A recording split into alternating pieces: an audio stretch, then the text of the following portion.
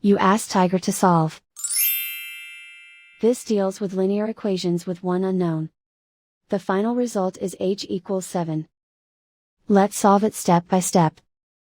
Group all constants on the right side of the equation. Add 6 to both sides. Simplify the arithmetic.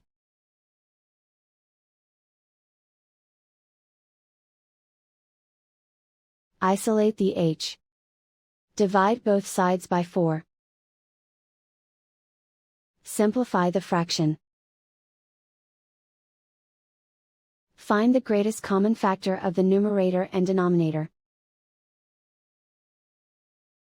Factor out and cancel the greatest common factor.